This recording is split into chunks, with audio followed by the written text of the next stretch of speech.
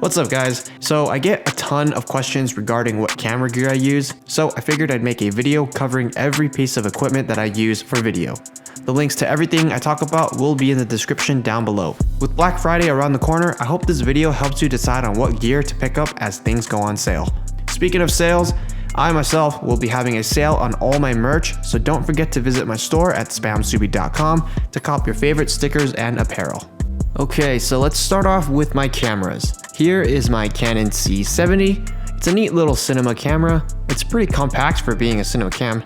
Kind of resembles my 1DX Mark II that I used to shoot with, and even has a DSLR-like grip to it. This is my run and gun camera, as it has pretty much everything I need built into the body. It has zebra, peaking, waveform, and white balance, all in easy to reach buttons off to one side. Over here we have two built-in mini XLR audio inputs, a full-size HDMI, and of course a fan, so there's no overheating issues. Over here we have dual SD card slots as well. It has a flip-out LCD screen, and behind it are the audio controls. And it also has a very reliable and long-lasting battery. The most useful feature, in my opinion, is the built-in ND filters. There's no need for screw-on lens filters anymore, since the filters now sit in front of the sensor and I can simply adjust ND with the click of a button. The C70 has a Super 35 sensor, so I decided to get Canon's 0.71x adapter, which basically turns it into a full frame and adds an extra stop of light. So yeah, there's the C70, it's a killer camera. Next camera is the Canon R5. This is my hybrid shooter. I've been using it a lot lately for photography and videography because of the amazing image. It shoots up to 4K 60 and even 8K 24. Obviously there's overheating issues, but the fact that this little camera can even shoot 8K is amazing. It's got dual card slots as well and uses CF Express cards. I've equipped mine with a battery grip and this neat little RF to EF lens adapter that also allows you to slot in filters of your choice. Right now I'm using a variable ND so that I don't need to use screw-on lens filters. I mainly use my R5 for photography and all gimbal work because it's a lot lighter than the C70. Moving on to lenses. A must-have is a 35mm. I'm using the Canon 35mm f1.4L. 35mm is a perfect medium-wide focal length that you can definitely use for most situations. My all-time favorite lens, however, is the Canon 85mm f1.4L IS. Not only is 85mm good for portraits, but when you use it for video, the background gets compressed and movement looks super buttery. This lens even has image stabilizer, so you can totally use it handheld. If you're curious what I'm using to shoot this video, I'm using the Canon EOS R with the 16-35 f2.8L. which is basically my vlog setup. On top is a dual capsule shotgun mic, which essentially is two mics in one. You have a frontal mic that captures everything in front, and then you also have a rear-facing mic that can capture your voice if you're speaking behind camera.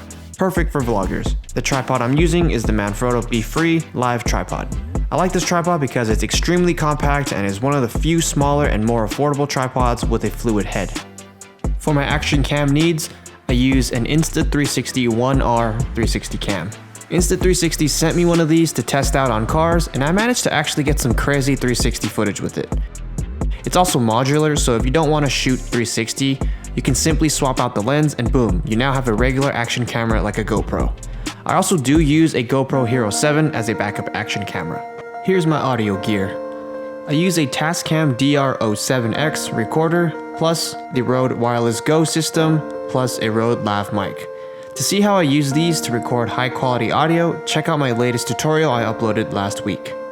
If you ever want to learn more, go check out any of my tutorials on my tutorial playlist to learn how to shoot cinematic video. I like to bring these Aputure portable LED lights so I can have light whenever I'm in a pinch. This one is their RGB version, which is also magnetic, and then there's this one, which is their much stronger and brighter version.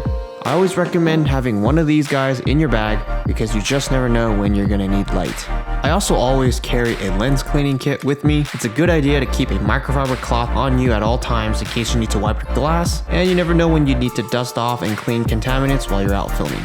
The monitor I use is the Atomos Ninja 5. I'm also using an andesite monitor cage to protect the monitor, and it comes with a sun hood as well.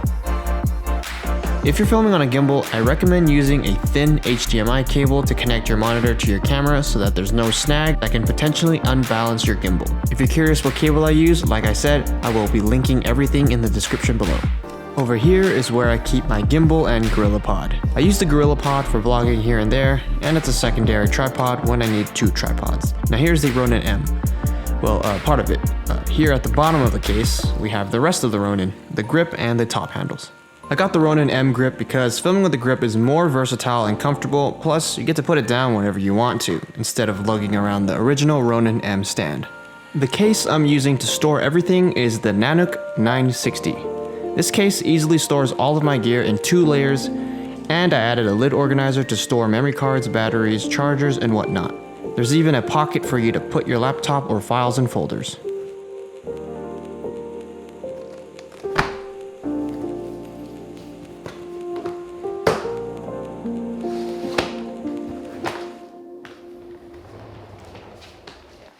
Oh, I also forgot to mention, I do use a camera bag if I'm just going out to vlog or take some photos.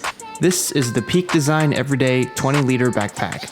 I really love the look of this bag, and there's plenty of storage in it as well. The top compartment is spacious and has a magnetic clasp to close it. There are multiple places to strap on larger items like water bottles and even my tripod. Okay, so that was my camera gear for you guys. I hope you enjoyed the video and you found it helpful. Everything can be found using my links that I've provided in the description below.